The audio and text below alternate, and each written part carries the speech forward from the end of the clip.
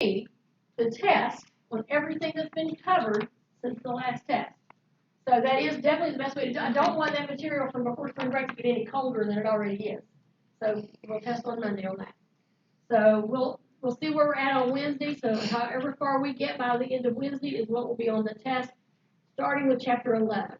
That was the last thing that we covered, chapter 9. So it'll be 11, 12, 13, 14, probably 16, something like that. But we'll see where we're at on Wednesday. Remember, 10 and 15 were saved. So I'll reiterate on Wednesday what chapters on the test again.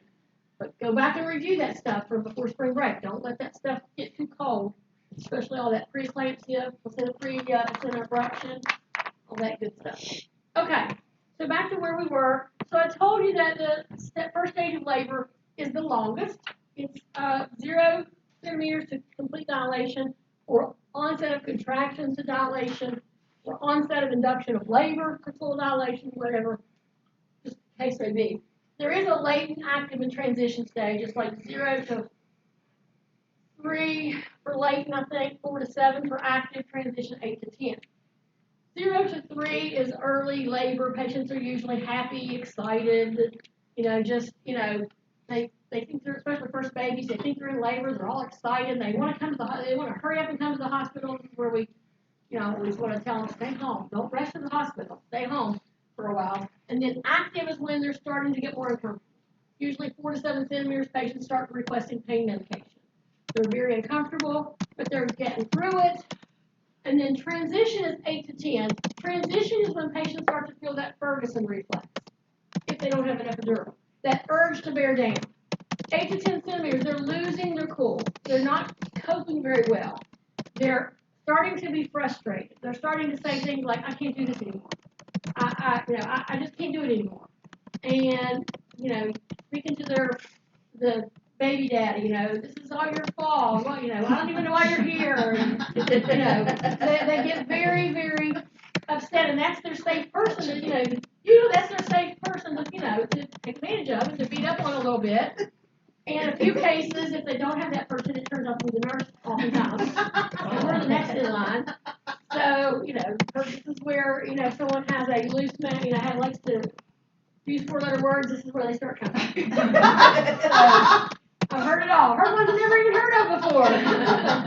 So, and what your textbook says is the reason that they don't really recognize them anymore is because epidurals kind of wipe all that out because the patient's comfortable.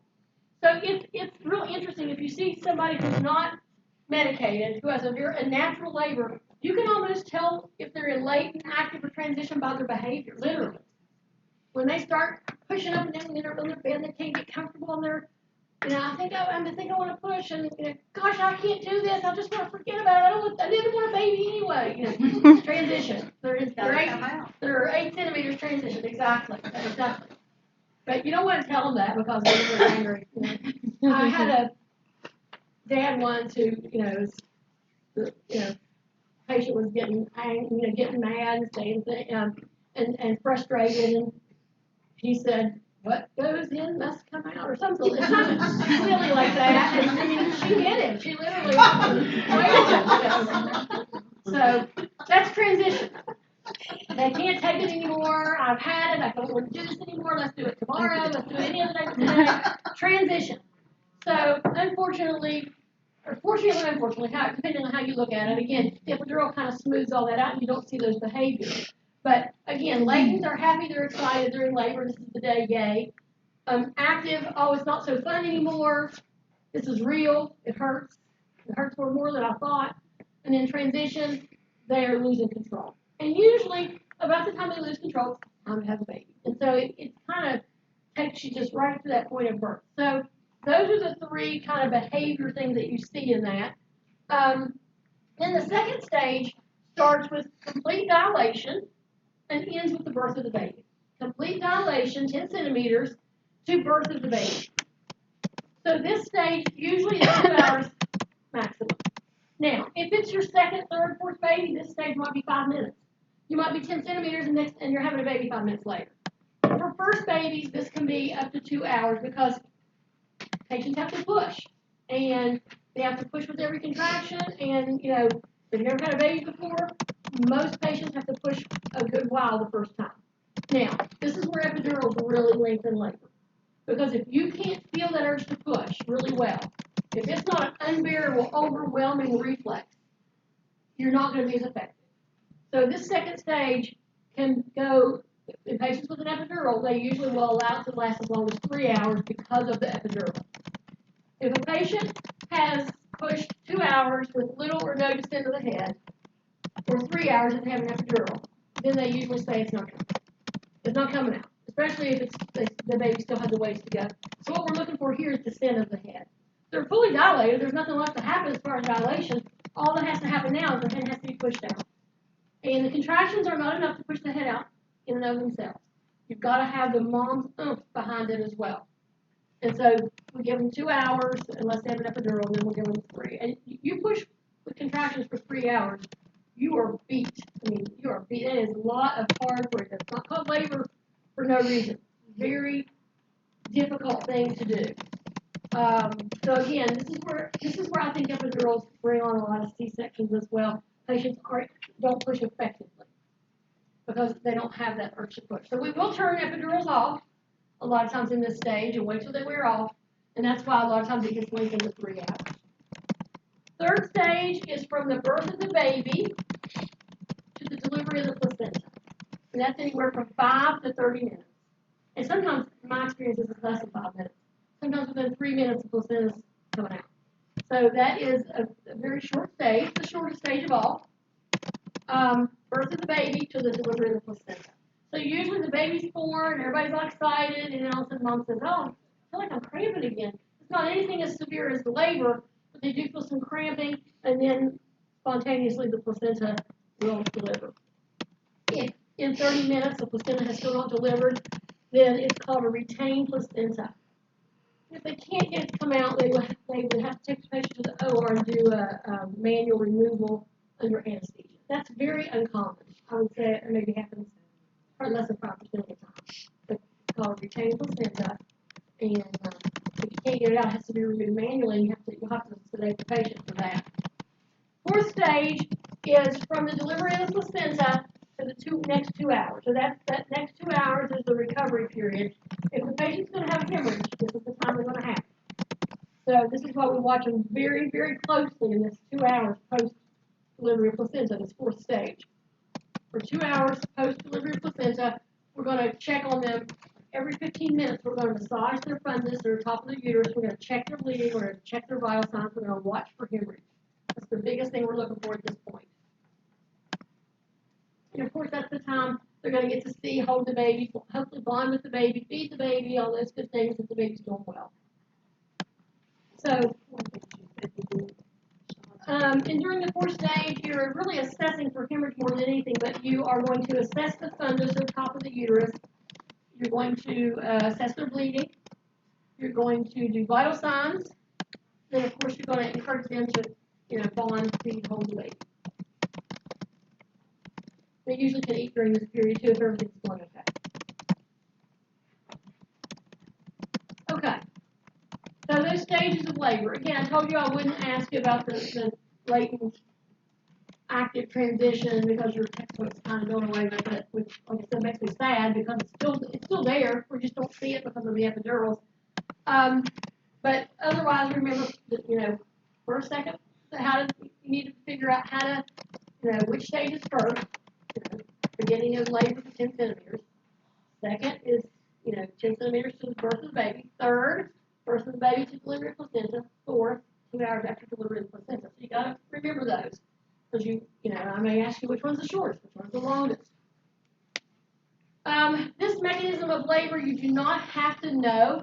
I feel like if you need to know this, if you're going to know this, you're going to be delivering a baby, but you're not actually going to deliver a baby. This is the 7 cardinal movements of labor. I just want to expose you to it, but you do not have to know this. So obviously the engagement, the term engagement, and I haven't really mentioned this yet, and I probably should have. Engagement is when the head gets to zero station. When the top of the head gets to zero station, that's called engagement. When the head is engaged. Or in the pelvis. It's in the pelvis enough that it can't get back out. So if the head kind of floating up here, it's really not in the pelvis, that's a non-engaged head. It's just but if the head's in the pelvis, then it's down in there. Usually the tip of the head is about 0 station, and it can't get back out of the pelvis. That's engagement. So you have engagement, then you have descent of the head, then you have, of course, flexion. This is the things that happens as the baby's coming out. You have descent of the head, then you have flexion of the neck, internal rotation, the head turns to the side, one side or the other, as the baby's being born. Extension, as the head's coming out of the vagina, the head like this, and then it turns up like that. And then the baby's shoulders turn, and the baby is born actually like this. It comes out and its head turns, and it's born, even though it comes out facing down, as it comes out, it turns sideways.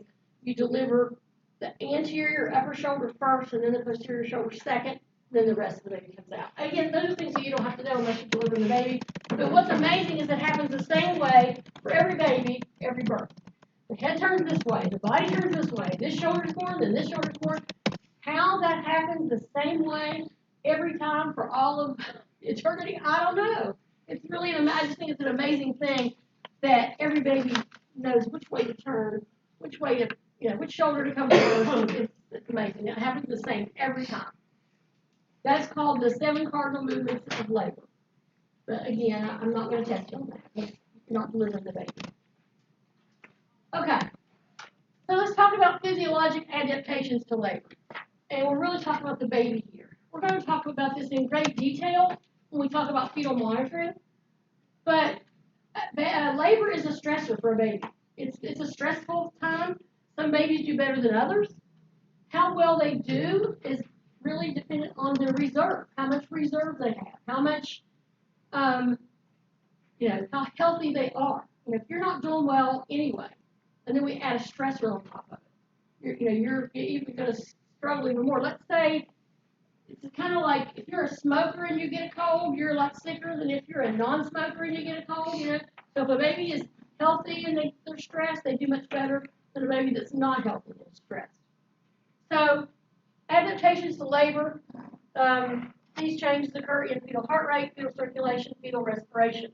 Now remember when we say fetal respiration, where does respiration or gas exchange occur in a fetus? In the placenta, exactly. So don't think about the lungs here. We're thinking about the placenta where gas exchange takes place. So what we do, we assess fetal well-being during labor. We evaluate the fetal response to labor. How's the baby doing with the stress of labor? How do we do that? By fetal monitoring. So I just told you a little while ago to let the mom walk as much as possible and let her be off the monitor. Yes, that is true in early labor. As long as the baby's doing okay and the baby's healthy, we can let the mom off the fetal monitor to get up and walk. Once we start doing interventions, that does change everything. Once we start giving pain medication, once we start giving her Pitocin, once we start giving her epidural, we do those things. Now we can't let her up to walk anymore because we have to be able to assess the response of what we did and the baby's response. So then we have to put her on the fetal monitor all the time. So once we start doing those things, now we're starting to have a mom who's tied to the bed on fetal monitoring. And we start getting into some of those complications of not moving the mom around. So it's kind of like a two-edged sword. Pain relief is great, and Pitocin and inducing labor and all those things are, have their place, but it ties the mom to the bed. It prevents her from being able to move, and we've got, it causes potential fetal distress, and we've got to watch the baby's heartbeat to be able to identify that. So that's why I said we tell patients, if all's well, stay home as long as you can.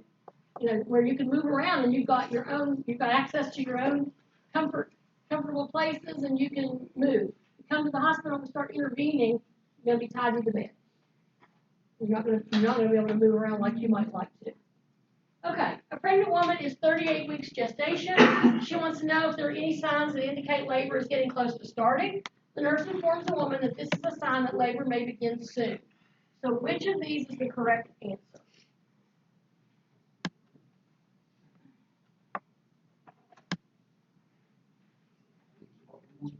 What do you think? Surge of energy. Surge of energy? Anybody think of anything else? This is the correct answer. So let's talk about these others. Weight gain of 3 to 4 pounds. We talked a little bit about weight gain in chapter 9, but usually just a little tip at the end of pregnancy, most women will lose a little bit of weight. They get a little bit of that nausea back sometimes they had at the beginning of pregnancy. The baby's pressing up against their rib cage. They don't eat as much. So oftentimes we'll see women maybe lose a pound or two during the last month of pregnancy, not a lot, but they don't typically gain that much. Increase in fundal height. So fundal height is when you go to the doctor every month and you have babies, you know, they take a measuring tape and they measure. What are they measuring? They're measuring from the symphysis pubis up to the fundus or top of the uterus. They're trying to see how big the uterus is getting every month. Now, that does not tell us about the due date or how far along the pregnancy is. What it tells us is from month to month how much the baby's growing. Is the baby growing? The fundal height should roughly equal the number of weeks the patient is. So if the patient's 28 weeks, the fundal height should be roughly 28. And I probably would write this down. I think it comes again in another chapter, but I think it would be wise to write this down. Fundal height just tells us about progress of uterine growth. It doesn't give us information about a due date. It doesn't even really tell us how big the baby is, but it tells us, is the baby growing? So if we stop seeing the fundal height grow, then we worry, is the baby growing? We have to start doing ultrasound or something like that. Usually it maxes out at about 35 weeks or 35 centimeters. Most babies don't get much bigger than that unless they're very large. So we see it max out about 35. But before that, it's roughly equal to the number of weeks the patient is. Again, starting at about 20 weeks. Because before that, it's so little, it's hard to measure. So from 20 to 35 weeks, it's roughly the same as the number of weeks the patient is. If it's bigger or smaller, if the patient's 30 weeks and she's measuring 34, we need to figure out why. If she's 34 weeks and she's measuring 30, we need to see if the baby's not growing or see what's going on. We need to figure out what's going on. So fundal height just tells us about the growth of the baby. Measured from the symphysis pubis to the fundus or top of the uterus.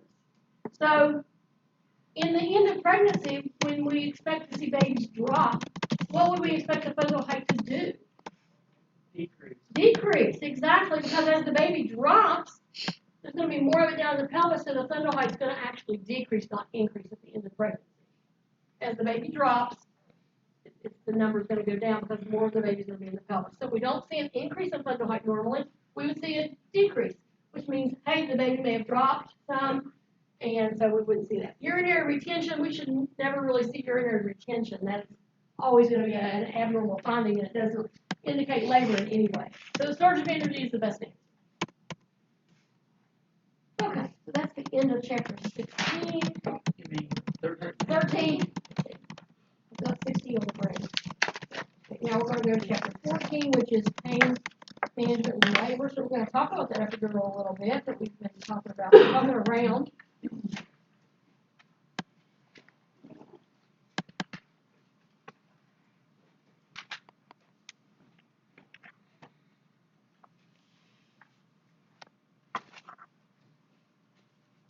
Okay.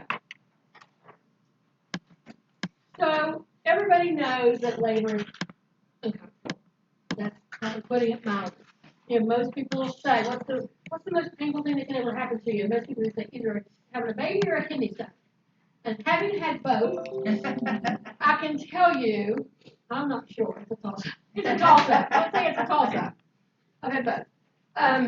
So labor is perceived to be painful. It is uncomfortable. The great thing about labor is you get something great at the end. It's a little easier to take when you know you got something, wonderful waiting for you at the end. You probably learned in the second semester about different types of pain, right? You're going to learn about visceral pain. Okay, so we're going to identify what kind of pain labor is. So during labor, you have what we call visceral pain, and that's from cervical changes, from distension of the lower uterine segment, and uterine ischemia.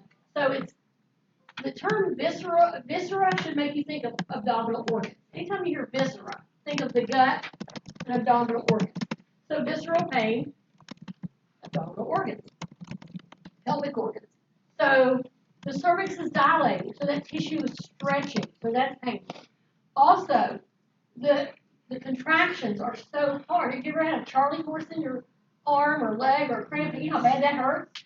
That's sort of a analogy to what's happening in the uterus as it contracts really hard like that. Now, they're a little bit different. I mean, usually you have a, Charlie horse like that, you're screaming and jumping around and trying to get your leg, get it to stop. Where, uterine contraction is a little more long and, a little more like this than like this. But it's still a comparison. Uterine ischemia. So let's think about this. That's a really important thing. What does ischemia mean? What's the term ischemia mean? Well, you get damaged tissue from ischemia, but what's the ischemia? Reduced blood flow. Ischemia is lack of blood flow to something. It leads to damage if it happens for too long. So when a muscle contracts very tightly, it causes ischemia to that muscle. So the uterus is contracting so hard. So think about what's happening to the blood vessels inside the uterus. If the uterus is squeezing so tightly that it's squeezing the blood vessels, it literally is causing ischemia to itself and to the baby, actually. So that's one of the reasons labor is a stressor. Because during every contraction, we're cutting off the blood supply. And during the peak of the contraction, at the peak of the intensity, we're cutting off the blood supply both to the uterus and the baby. Does that make sense? From the squeezing of the muscle that squeezes the blood vessels. So uterine ischemia is one of the things that causes pain in labor.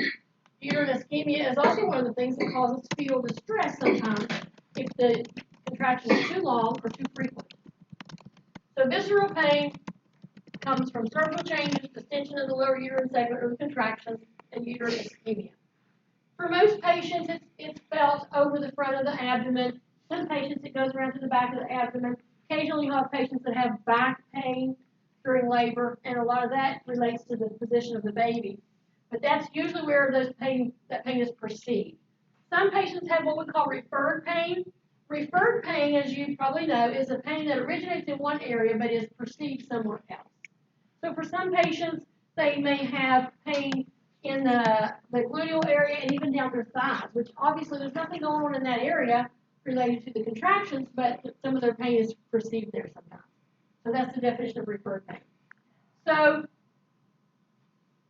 that during the first stage, we mostly have visceral pain. During the second stage, which is from complete dilation to birth of the baby, you will have more somatic pain. Somatic pain is intense, sharp burning. It's localized. Somatic pain is musculoskeletal and soft tissue. So now we have a baby that's coming out through a very small opening, and that tissue is stretching significantly, maybe even tearing. So you're likely to feel stretching, burning, localized type pain. So you're feeling pain from the stretching of the perineum and from that baby coming down through the vagina. So that's somatic pain. So those are the two kinds of pain that we mostly see. Visceral during stage 1 and somatic during stage 2. That makes sense? That's typically what you would expect.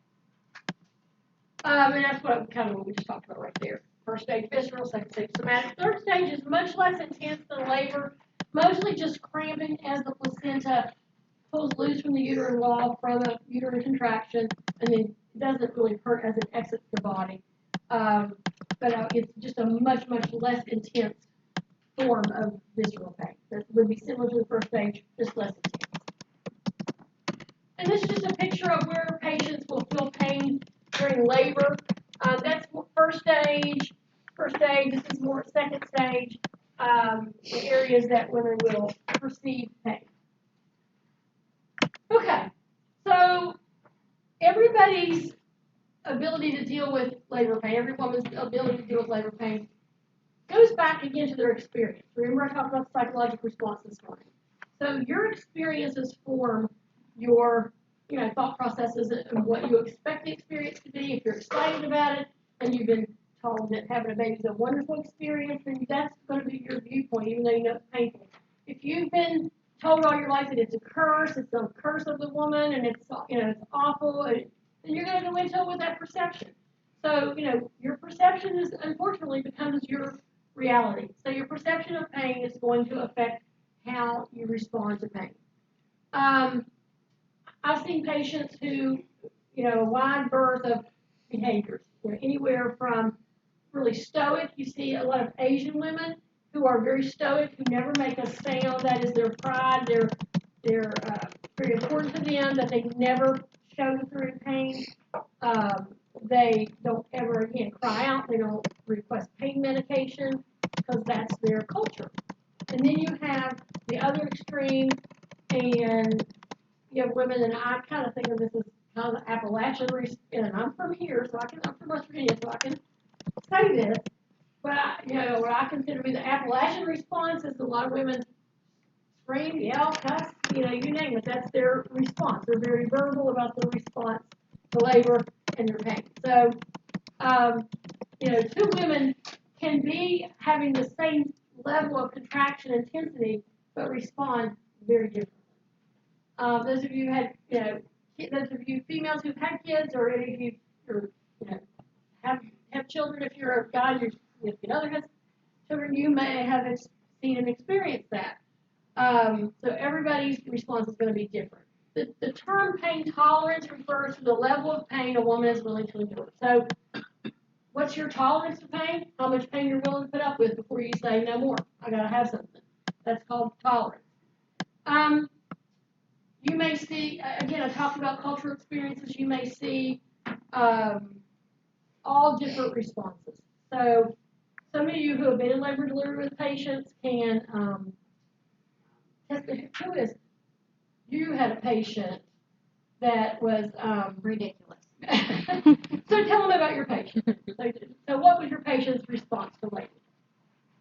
She just screamed over everything. And she wasn't even having a baby. She was just having contractions. And then she was screaming when they were putting in her spinal. Mm-hmm. So she was. Like, I can only imagine how she was when she actually gave labor. And it wasn't her first baby either, was it? No. I'm glad I left.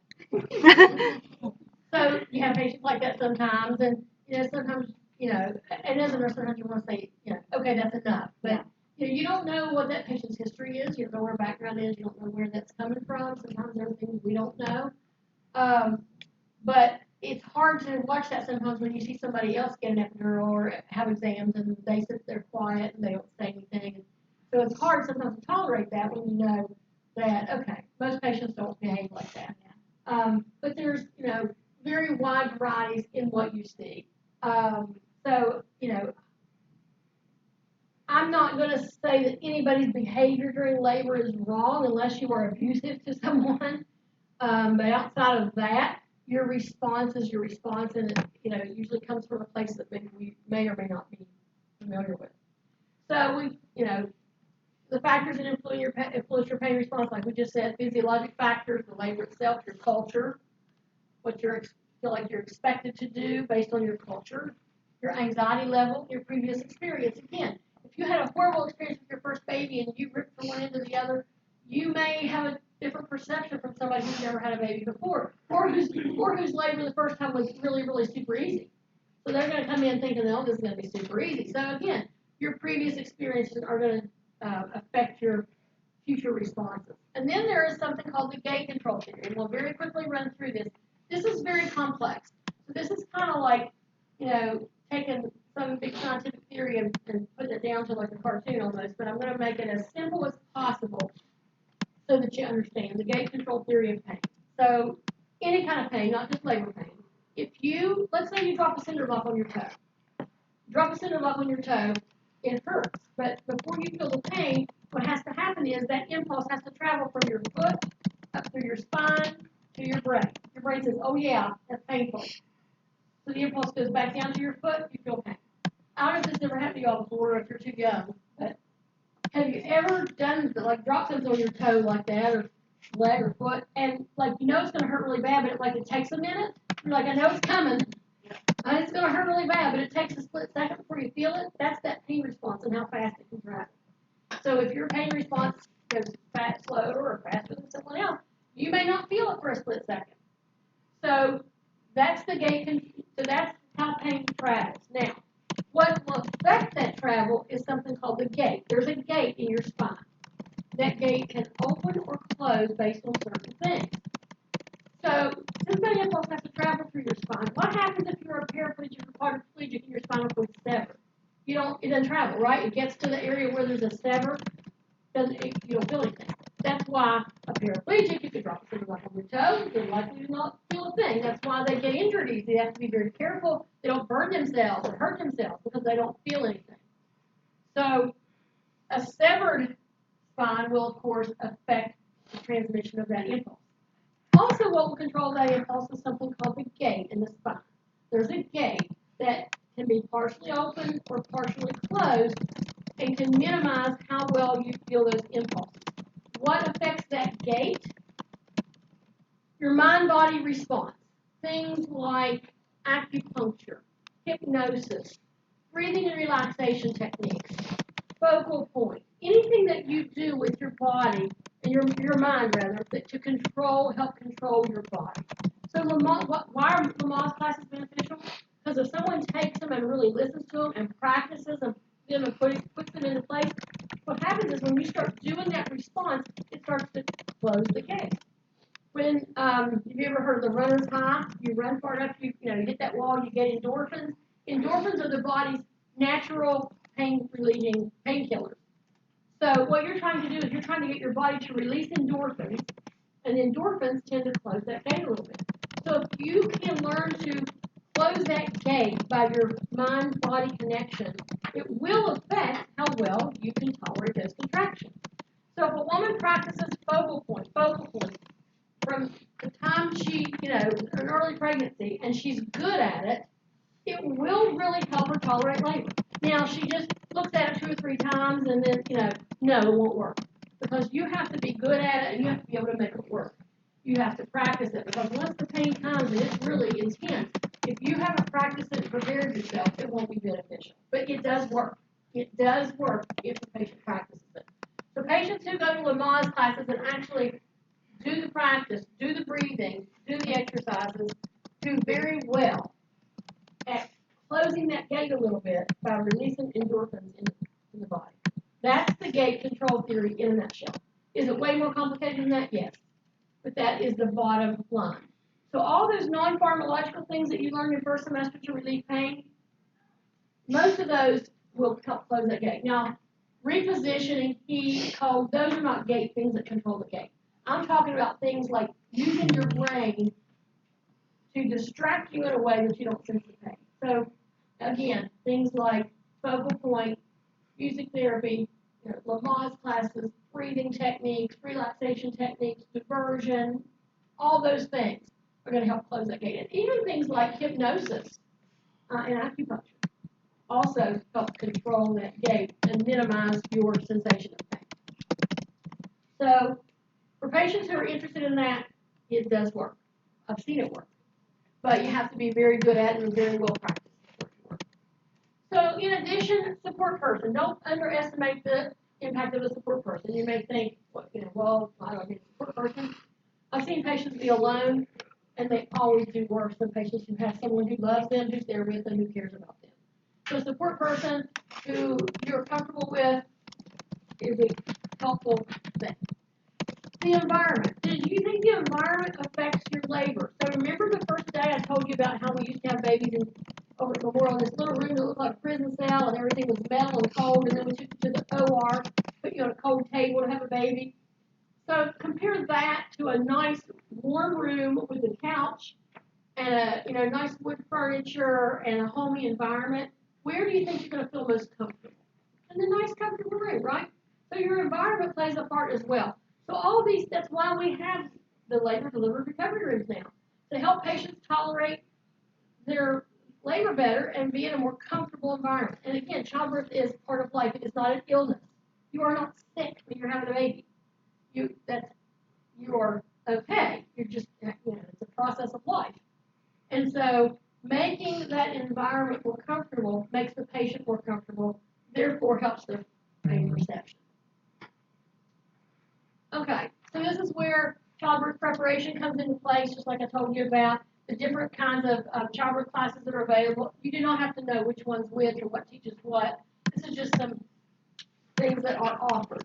Lamaze, Hickory, Bradley, Lavoie, which is all listed. Lavoie is a water birth, having a baby in water, and there are reasons for that. So those are just some different possibilities. childbirth classes were really, really popular for a while, and since the internet, a lot of people are just doing internet type classes now. I think that they would do better in a live class, to be honest with you, but that's kind of not in vogue anymore. And those non-pharmacologic measures are safe. They're easy. There's very few adverse effects to breathing relaxation techniques unless you hyperventilate. But other than that, it's a great thing to try because it's safe and effective, and if it works for you, then great. It might prevent you from needing to get an epidural and maybe until a later point in your labor. And I'm not anti-epidural at all. I am for them being given not as early in labor as what they're given. So I would like to see patients be able to get to a later stage of labor and minimize the complications from epidural. So I think that this would help that a lot of patients came to the birth experience a little more with a little more education and control. And then the things we talked about, alternative therapies. So relaxation, imagery, visualization, breathing techniques, effleurage, counter pressure, touch massage, acupressure, acupuncture. Application of heat and cold is great, and certainly an alternative method of pain control. This is not, though, a gait control thing. Putting heat or cold on does not control the gait. You have to be doing things that are using your mind to control your pain response, like breathing techniques, imagery, visualization, relaxation. All those things are more of a gait control thing. Okay, so it's just a picture of childbirth classes and teaching patients and their significant others what to do when pain comes, how to do relaxation and breathing. Again, support person during labor. Some alternative therapies. Water therapy is just shower, hot jacuzzi. As most of you know, that in the hospital, I've showed you where the room is that has a jacuzzi tub in it. Baths are always great if the patient, if the situation is right and it's allowed. Aromatherapy, hypnotic music, TENS unit, transcutaneous electrical nerve stimulation, or TENS unit. Are y'all familiar with TENS units? They work with electrical stimulus. I find that they either work or they don't. There are patients who try them out in labor. My husband has one for his back, and it works very well for him. Some patients say they don't work at all, but my experience with TENS units, some people they work great, some people they work not at all. But this is what they would look like, and you would just attach them to a specific area that's, prescribed by the physician and would help to eliminate pain response during labor. I don't see this used very much, I will tell you, but it is something that can be used. And that's just water therapy. Pressure point. For a lot of patients, especially patients that have back labor, they will ask you, they're not sure what they want, but they'll say, rub my back. And usually in those areas where the X's are, if you put pressure there, for some reason it relieves the pain. The theory is that the baby's occipital, it's an OP presentation, occiput posterior presentation, and the back of the baby's head is pressing against the occipital area, thus causing back pain. That's the theory when someone has back pain during labor. I don't know if that's been proven, but that is the theory. So you can see the occipital area would be pressing against the back of the mom's pelvis. So that's what we think causes patients that say, I have back labor, or it's hurting mostly in the back. Okay, so now let's switch gears and talk about pharmacologic pain management, so pain medication. If you're going to do pharmacologic pain management, it should be implemented before the pain gets so severe that it's too late to catch up. You have all learned that about probably in the first semester, that if you wait till too late, things aren't effective. And that is true to some degree during labor as well. I know you said a few minutes ago, I'd like to see patients wait longer.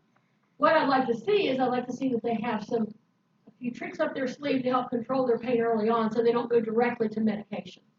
So we use non-pharmacologic things first and then use pharmacologic things later. That would be the idea. What I see happening now is they come in and they say, I want my epidural. I want my epidural. I don't want it. Oh, you want it now? Can we wait? But it's kind of becoming a thing that women are told they can have their epidural whenever they want it. So as soon as they feel the least little twinge, they think they want it. What they're not being told, in my opinion, is what's the downside of getting an epidural when you're 1 centimeter? What's the negative? Um, so, while it is true that if you wait too late, it's hard for medication to play catch up. Also, if you give it too early in the case of labor, it causes a lot of complications.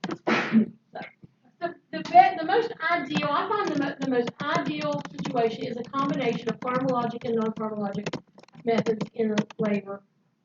Early on, try to use breathing relaxation techniques, and then later, get out the big guns when labor's progressing in a much more active way.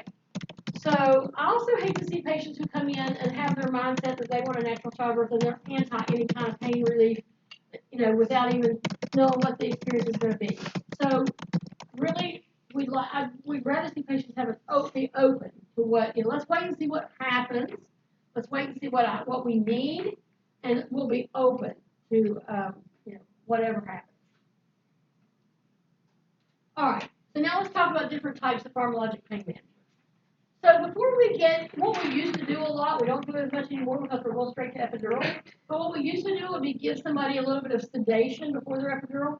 Let's say they get to 3 centimeters, they're very uncomfortable. We don't really want to give them an epidural yet, so we'll give them a little bit of IV sedation. IV sedation usually consists of an opiate, and most of the time, 9 times out of 10 now, it's going to be butorphanol or Stadol. That is the most safe thing to give during labor. So usually that's what we give during labor is Stadol, butorphanol.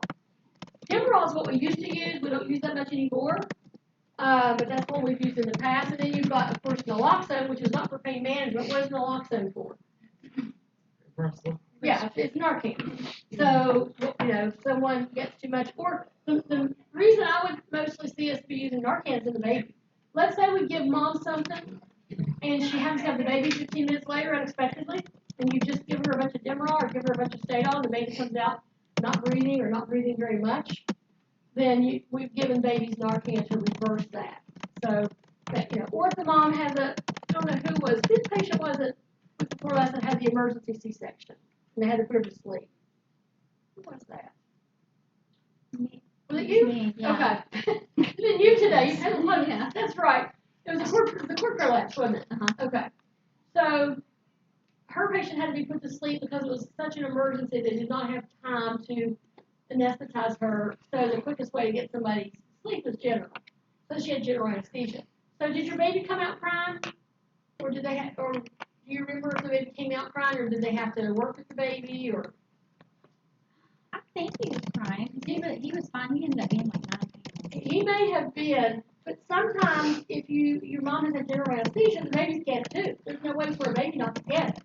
So sometimes your baby will come out very groggy and sleepy, and so they may have to get Narcan as well. That's not unusual for that to happen. I want to talk just for a minute about butorphanol or Stadol. It is a partial agonist, not a full agonist. And that means it does not bind to the receptors as tightly as a full agonist. And one of the reasons that we use it during labor is much safer for the baby. It is a very short-acting drug as well, and it leaves the body very quickly. What is it? Stadol, butorphanol. Stadol is the brand name, butorphanol is the generic name.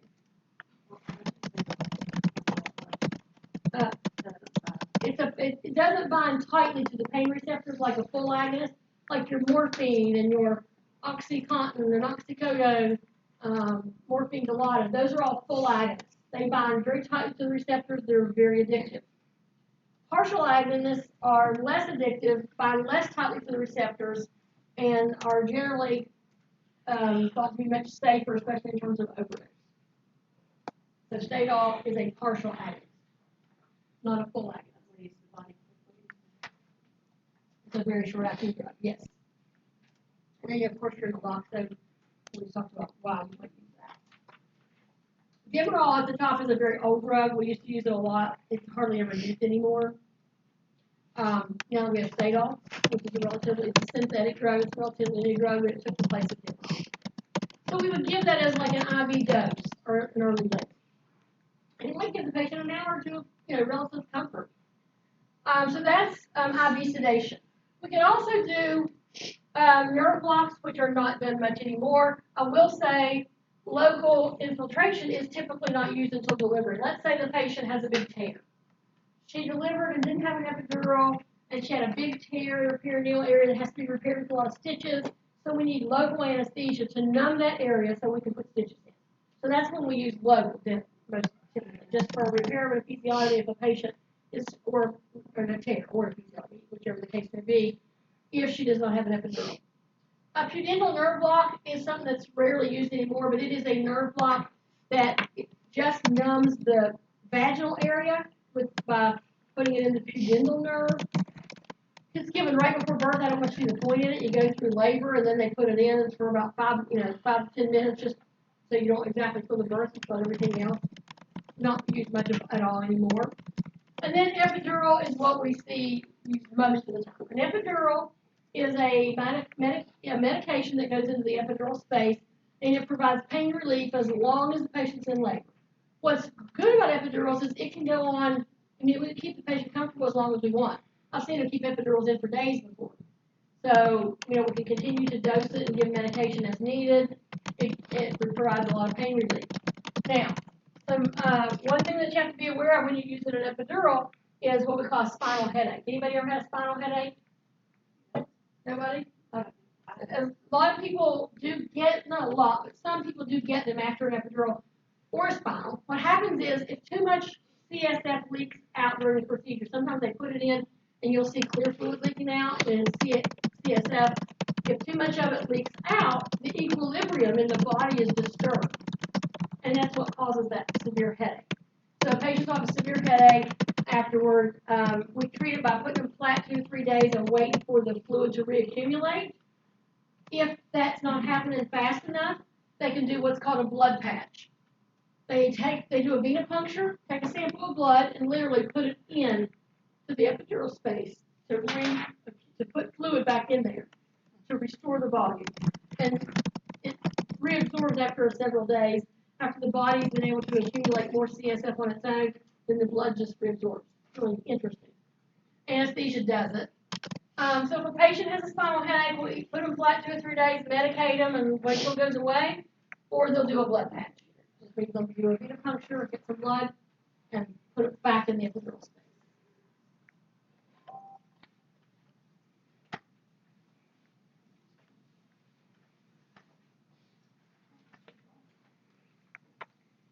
Okay, so let's talk about epidural advantages and disadvantages. This is important.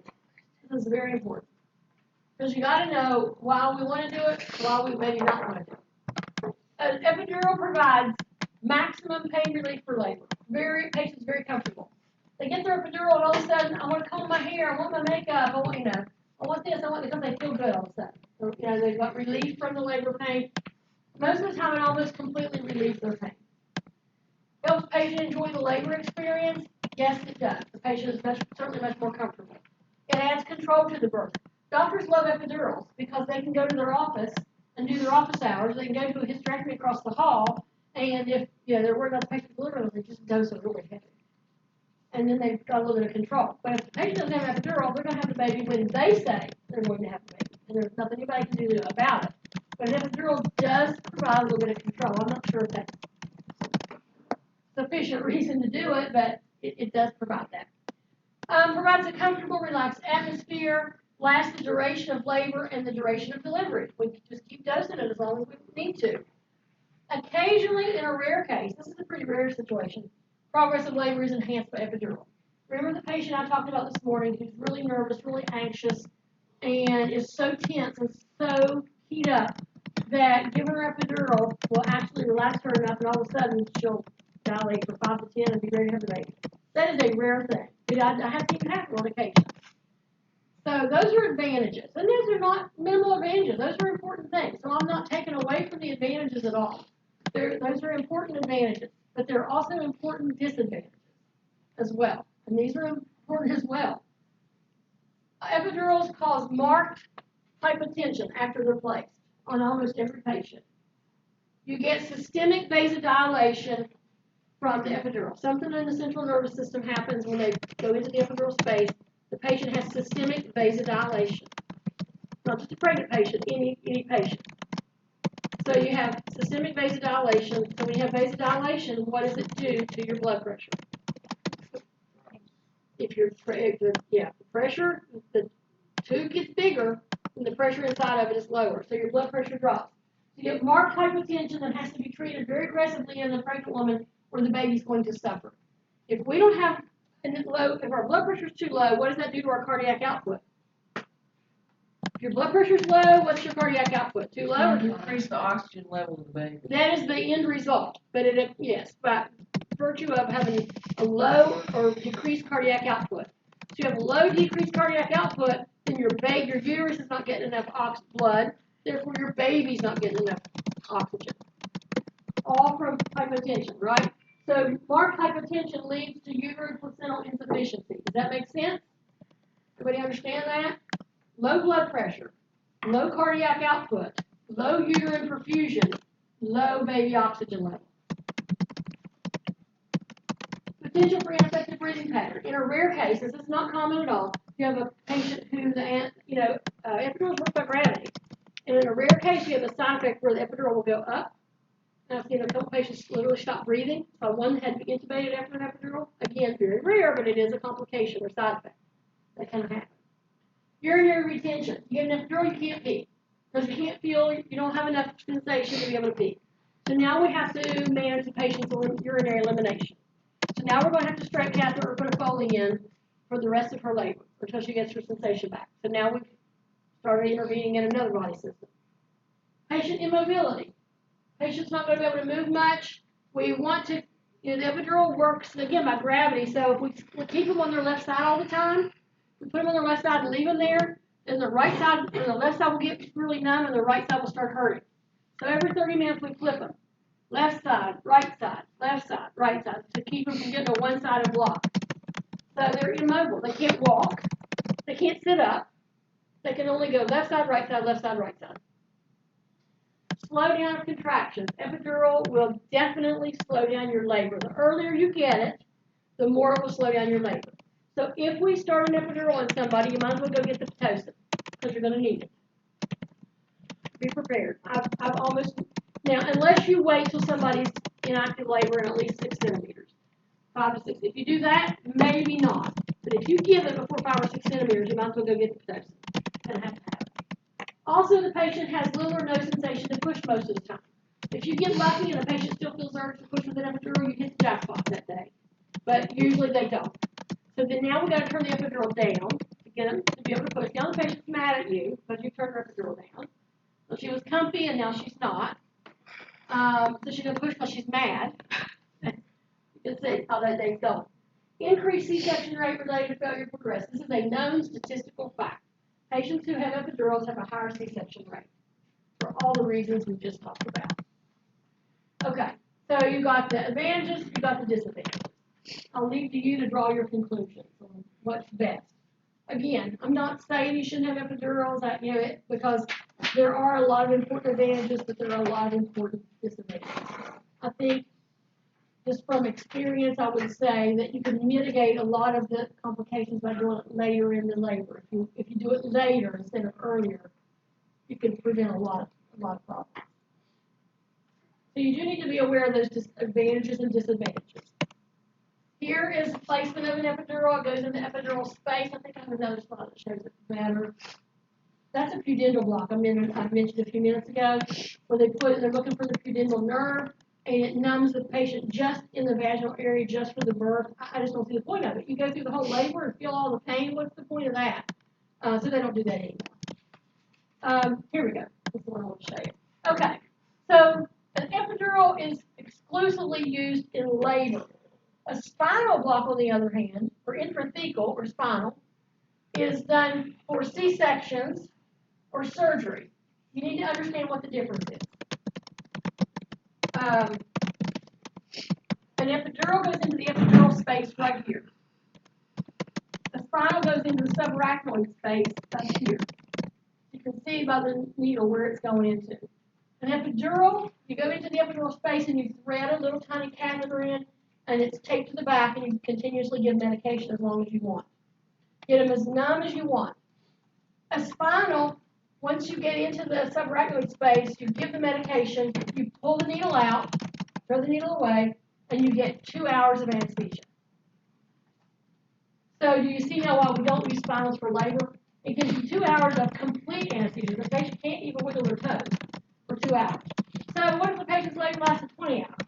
And they get 2 hours of being numb and nothing else really, not much else. Starts to wear off after 2 hours. So spinal blocks are used for C-sections. So C-sections are usually done well before 2 hours. Epidurals are used for labor. Epidurals can also be used for C-sections. They just continuously dose them. So if the anesthesiast's preference in a C-section, which one they want to use.